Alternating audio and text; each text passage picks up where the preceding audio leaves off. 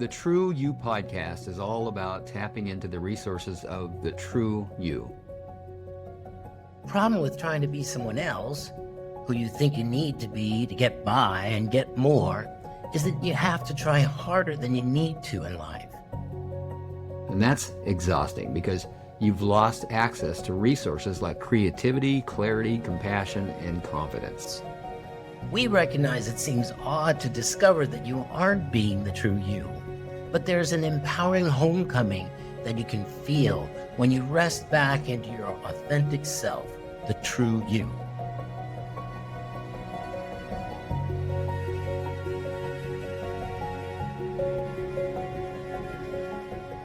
Welcome, everyone, to another episode of the True You podcast with Bill Tierney, IFS and results coach, and me, Martin Kettlehut, leadership and executive coach. I noticed how True You podcast isn't quite rolling off your tongue yet. You're trying to find it. I'm the same. This is maybe the third or fourth episode that we've recorded so far. Uh-huh. And we're talking about it a lot, the True You podcast. I really like the sound and feel of it. And it's starting to roll off my tongue better. My brain's still wired around the leadership coaching podcast. Somewhat. It takes a while to get really comfortable being true you. Well, there's that. And this wasn't the topic we were going to talk about, but we maybe could play here for a little while. The brain is so efficient, it seems. And when I say it seems, I'm actually making an assumption. I don't have any science to back this up, but it seems like the brain's really efficient in that it seems to find comfortable grooves to flow in. And so on Wednesdays at 1:15 p.m. Pacific Standard Time, when we sit down to record these sessions, what my brain's ready for is to talk about the leadership coaching podcast. Mm-hmm.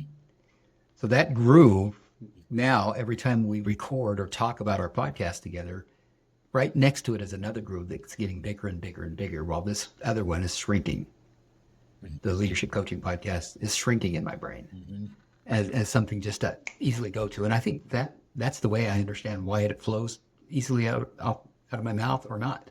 Mm-hmm. Mm-hmm. What do you think of that? No, I think that's right. You know, it's one of the reasons why I think that communication of our thoughts is something to look at ethically, because we are at choice. And this is what it makes me think of when you say that, like if we want to change a habit of thinking, we have to practice that.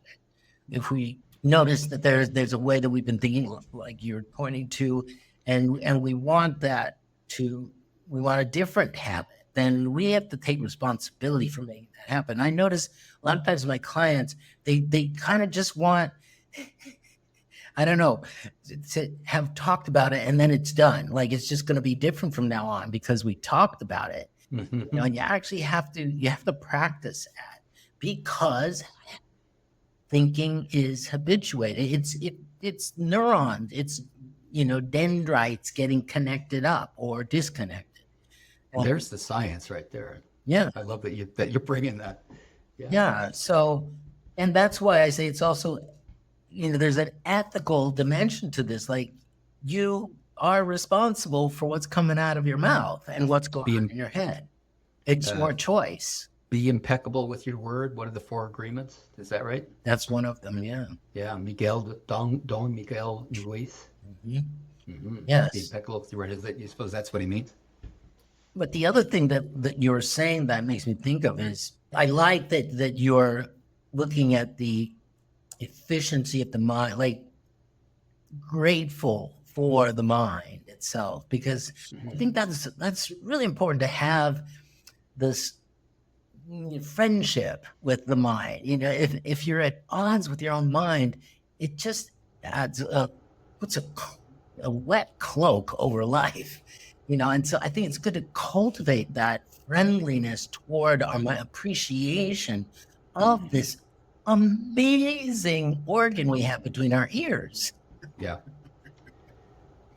I'm sure others have talked about this far more intelligently than I'm about to comment on it. And that is that even the very language that easily flows from our mouths is habitual. It's so, it seems so automatic. And to me, it's fantastic and mysterious and amazing, and it leaves me in wonder that I can have a thought or an idea, and then I hear myself communicating it. Mm-hmm. Oh, by the way, a whole lot better than I used to be able to. Mm-hmm. There were, I kind of joke, but this is also close to true, that when I first got sober at the age of 27 years old and began to sit in meetings of Alcoholics Anonymous where I was expected to speak in full sentences and paragraphs, I found it difficult to do. Mm-hmm. I wasn't accustomed to that. And there was a fear in me that if I gave away too much, they were going to figure out that I'm a fraud. That I'm just over here acting. So I really need to be careful and not share too much. Well, of course, that's changed a lot over the last 42 years. Mm-hmm. And now I pretty well can say what I want to say. It comes pretty easily because I've been in a lot of conversations. So it's very well practiced. I know the words that I want to use to convey this particular idea. It's almost like there's these word chunks that convey these bigger, complex ideas. Mm-hmm. Mm-hmm. And then I move on, and that can be dangerous in a conversation. Not dangerous like somebody's going to get hurt, but dangerous like I might leave somebody behind or someone may not understand if I just assume, as you say, that what I'm saying is understood as in the way that I mean it. Mm-hmm. Mm-hmm. If the person on the other side that's listening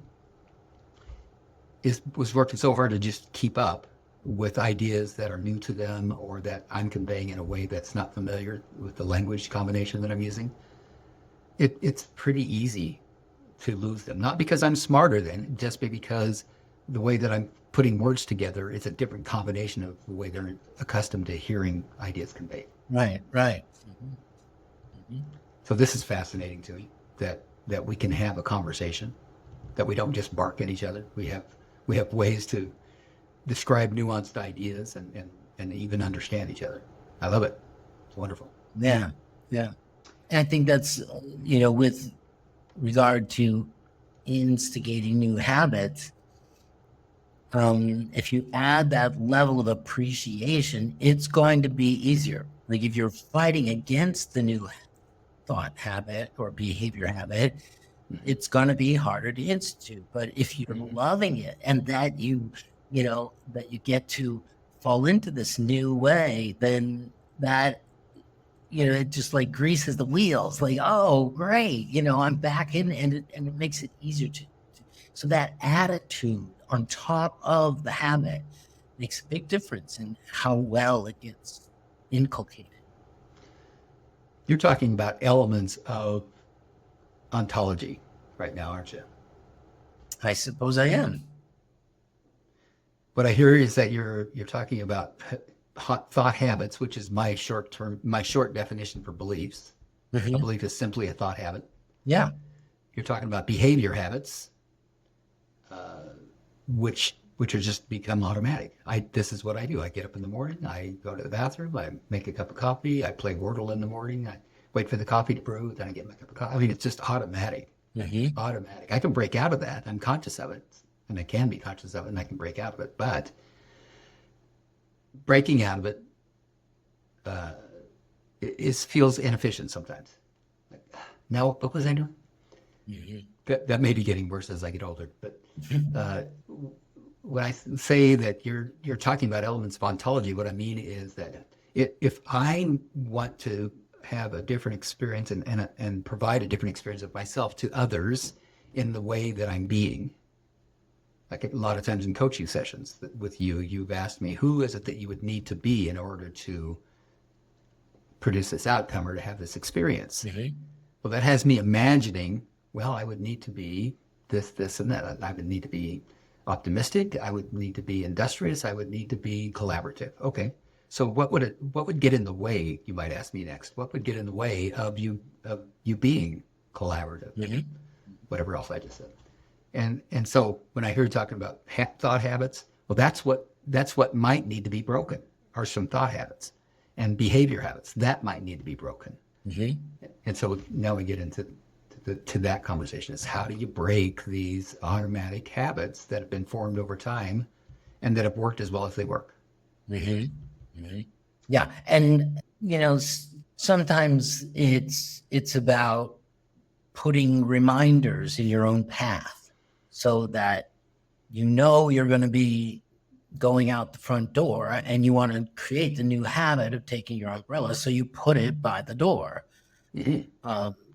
You create some structure to help you make that habit. That's right. Change. Right. Yeah. Or, you want to remember to think positive thoughts while you're doing your grooming in the morning. So you put a Post-it on the mirror where you do that.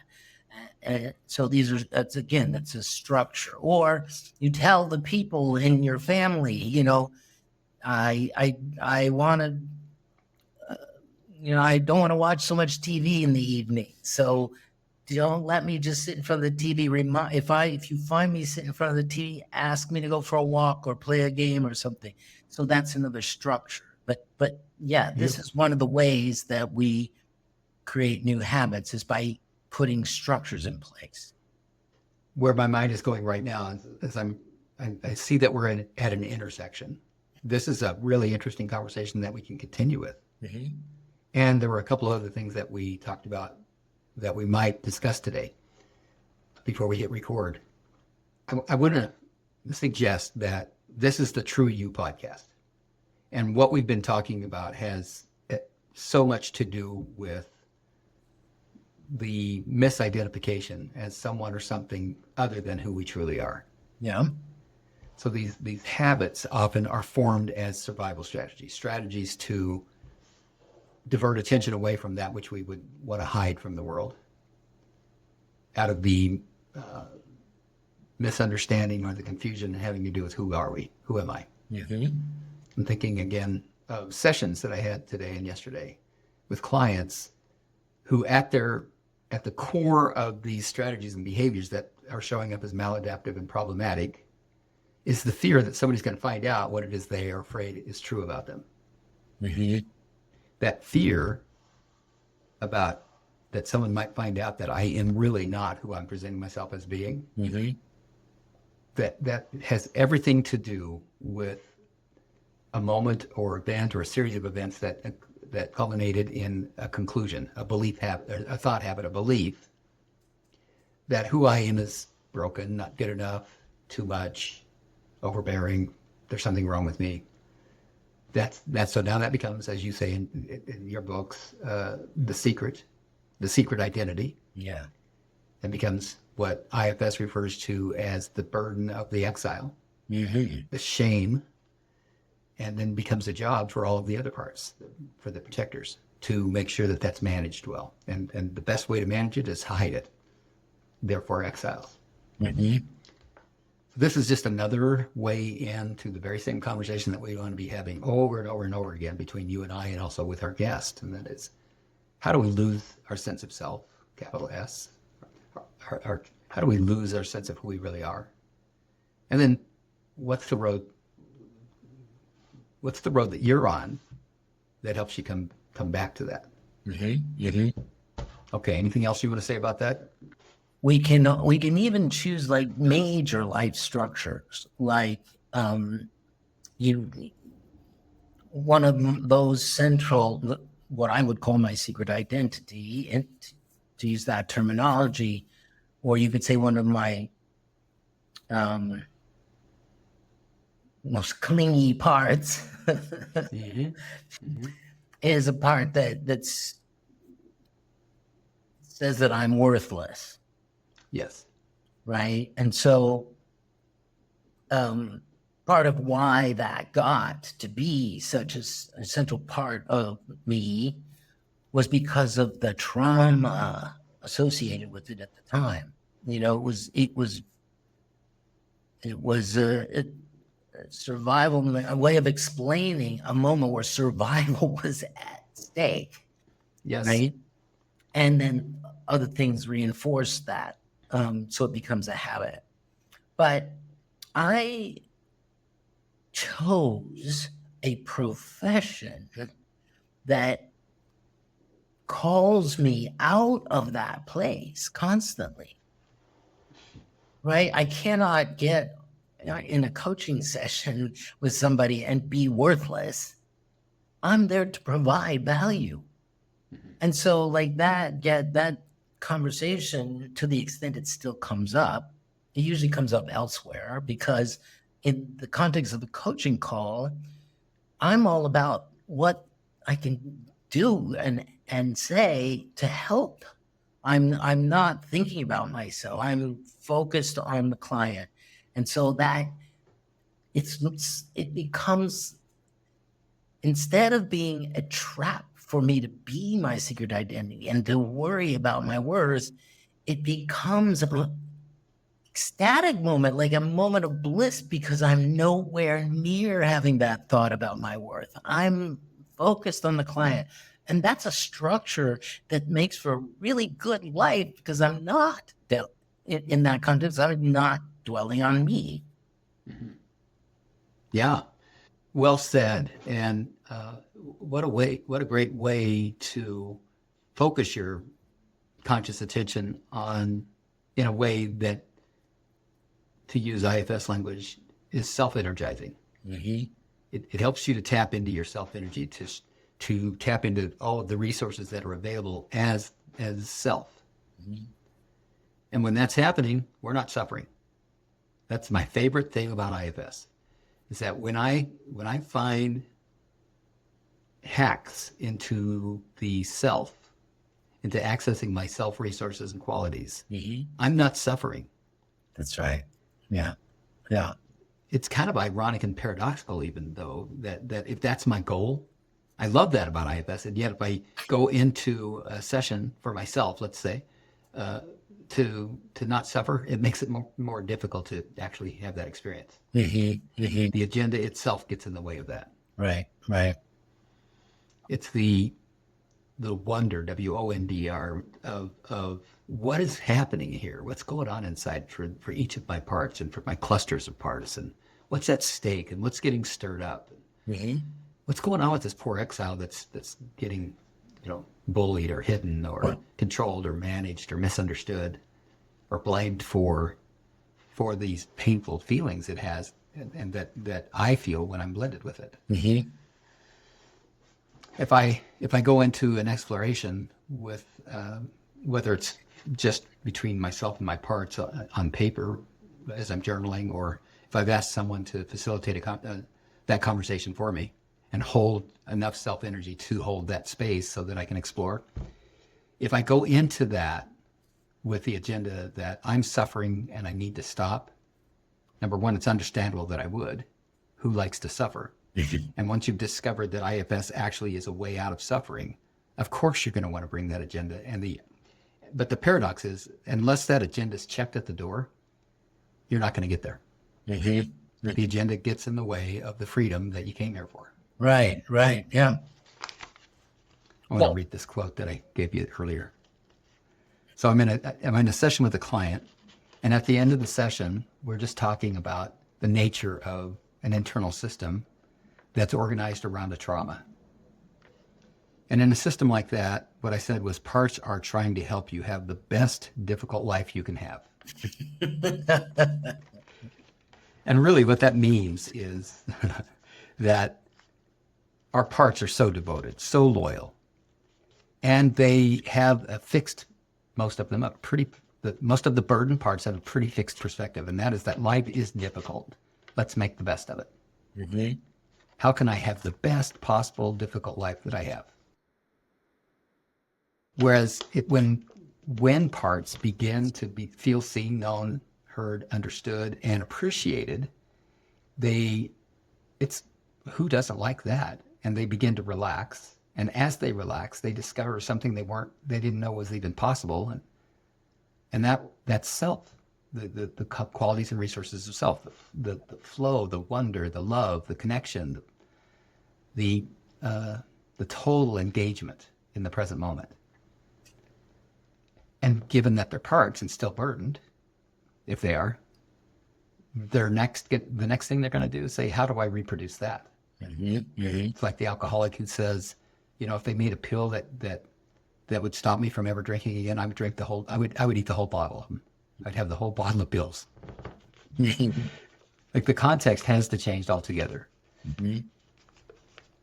So, just to clarify for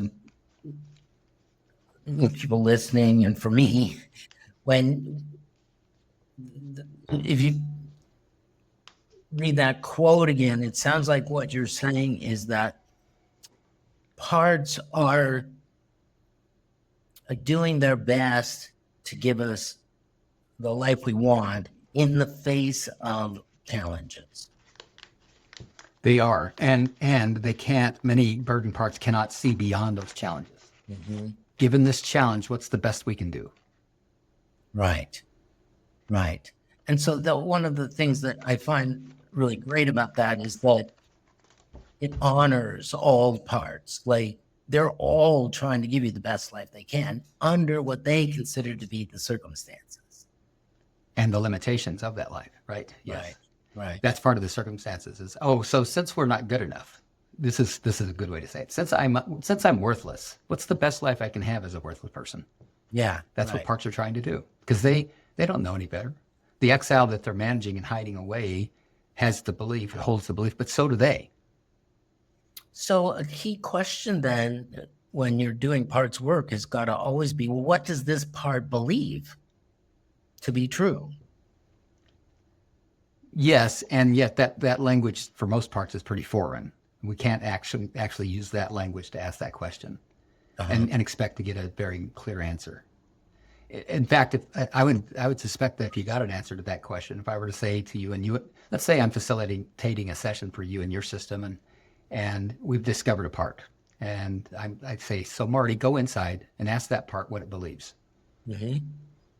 Pretty good chance a figuring out part's going to step up and say, well, what this part believes is this, and this. A logical, cerebral thinking part might come up with an answer like that. I would be really surprised if the part itself knows what they believe, because it's like the fish swimming in the water. What's water? I see. Okay. But how we can get close to that is to say, what are you doing? Why do you do it? What are you trying to accomplish? And what are you afraid will happen if you don't do that? Okay, I see. We ask those questions, and now the part reveals its belief in its fear. These are the breadcrumbs that lead back to the belief. I see. I'm afraid people aren't going to like us. If I speak up and transparently say everything there is to say and let you know about the secret I've been trying to keep about what I did 10 years ago, I'm afraid that you're going to judge me. You're not going to want anything to do with me. And I'm afraid that I'm going to be alone. So what's the belief revealed here? Something that I did 10 years ago reflects that I have no value, or that there's something really shameful about me. And if anybody knows that, I'm going to be completely alone. Right.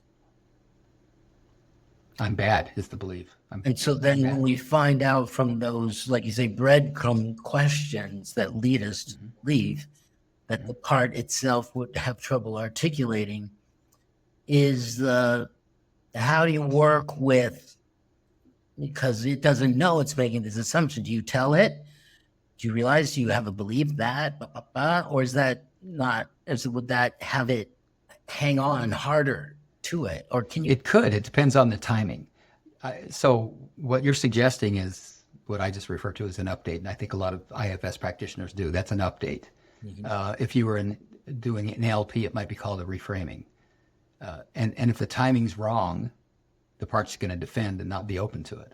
But if it goes back to this, if the part feels seen, witnessed, understood, known, and appreciated for what it's up against, what's at stake, the dilemma it's trying to manage around, the dilemma that it's reacting to or that it's stuck in, if the part really feels seen and understood, and now I come to it and say, would it be helpful if I gave you a bit of information that I don't think you have? And the part it feels honored by the request. It's not saying, hey, you're looking at this all wrong.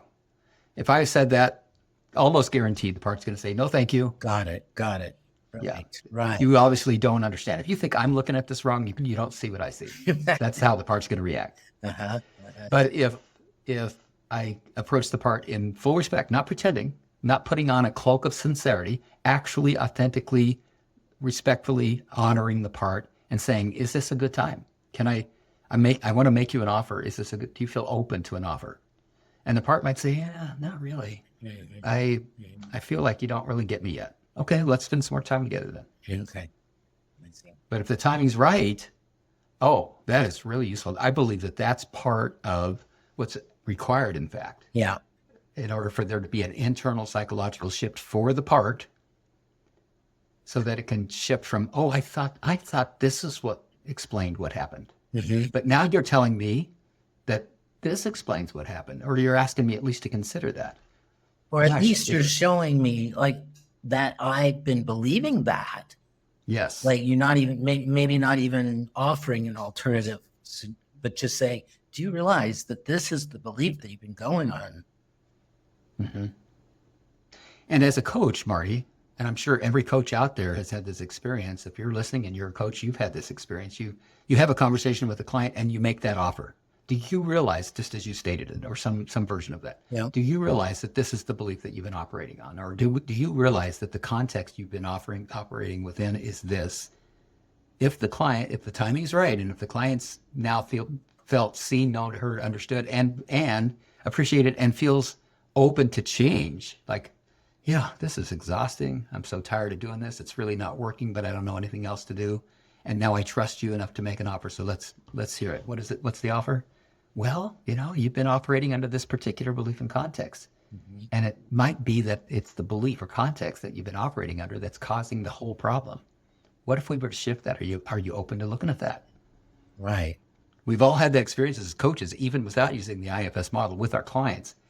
And when we've had that experience, what I'm asserting right now is that it's the client's part that has been holding that belief that says, yeah, maybe, yeah, let's look at that. Mm-hmm.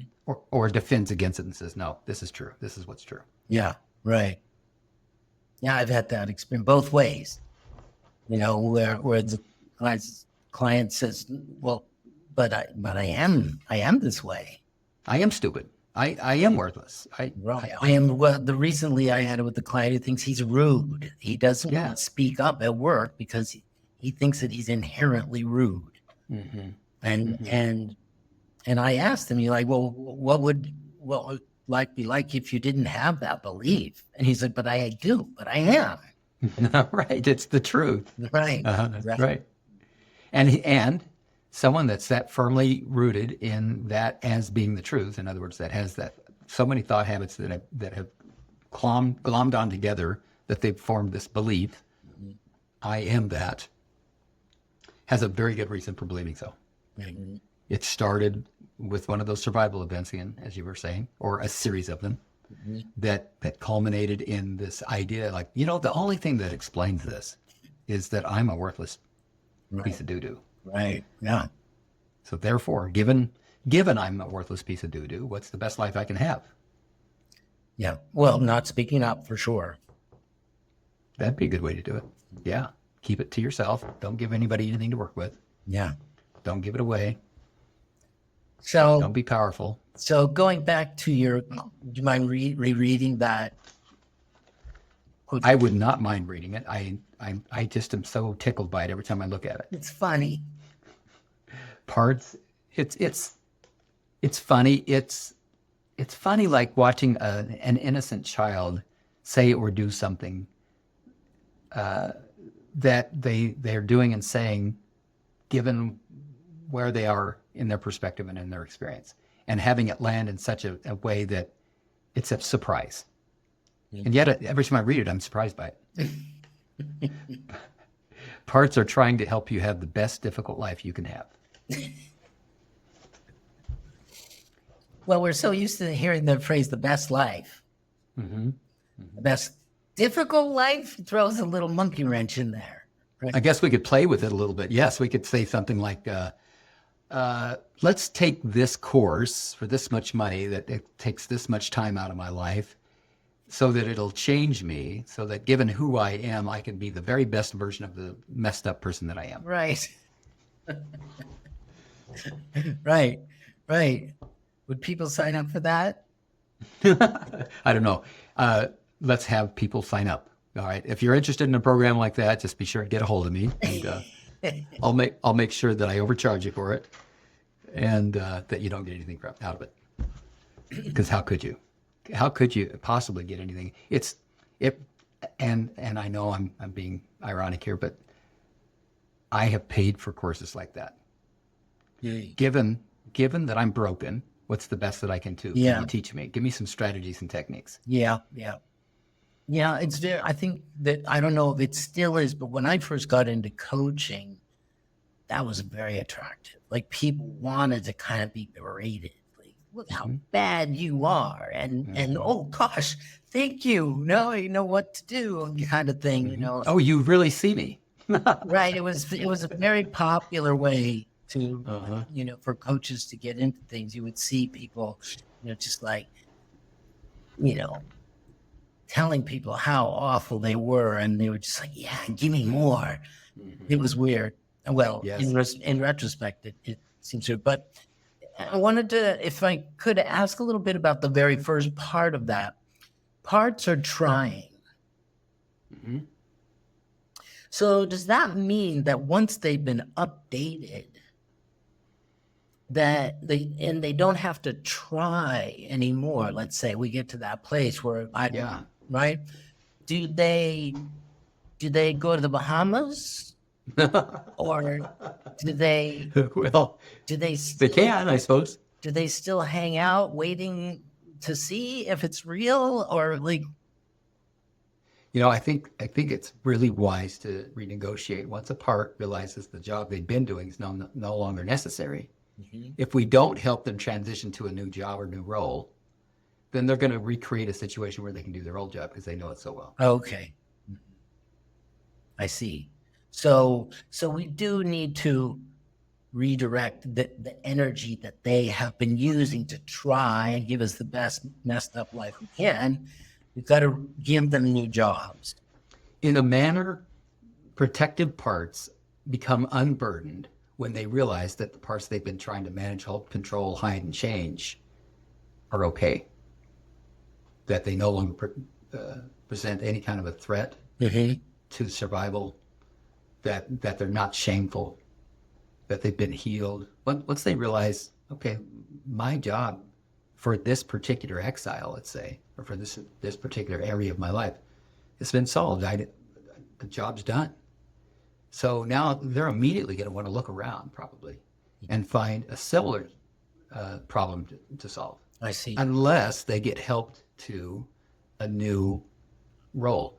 And also helped, and the IFS model has this built right into it, is that once an unburdening occurs, we want to make sure that the space and lightness that opens up in the absence of the heaviness of the burden, that it gets filled up, or at least recognize that it can be filled up as an invitation to the part that's been unburdened with resources and qualities that there wasn't room for before. So a part that maybe was critical can shift to a self-lit discernment. I see. Okay. A part that made sure that you worked so hard that nobody got the idea that you might be lazy. That same part might shift to a self-led, industrious, innovative, creative role. Got it. Beautiful. Awesome. I am out of time. Need to wrap up. I don't know if you remember, but the thing I wanted to talk about today, and we never got to it, I'm not disappointed in the least. I love this conversation. And in fact, it's pretty cool that we get to talk about this in a future episode. And that is embarrassment in its relationship to shame and all the strategies that get formed out of that. Well, it went perfect for me. I thought we wanted to talk about that funny quotation, and we did. So I felt fulfilled. But yes, so a future episode we will talk about embarrassment. Next week we have a guest. Excuse me, Allison Dyer is my co-host for the Parts Work Practice free practice group for IFS work, Parts Work Practice. And we've been working together in Parts Work Practice for over 4 years now, offering these free sessions. And I asked her to come on the show to talk about her take on True You. Okay. And she's delighted to join us, and I'm excited about having her. So she'll be our guest next week. We look forward to meeting her. So until then, Take care. thanks for listening. Bye. We appreciate who you are, that you would be listening to this podcast, and want to acknowledge all those parts of you that yearn for the experience of the true you. If you like this episode, click like, share it with others, and be sure to subscribe. Listen again next week for the newest episode. Check show notes for a transcript and a link to resources, including a link to let us know if you'd like to be a guest on our podcast. Thank you for listening and going on this journey with us back to the true you.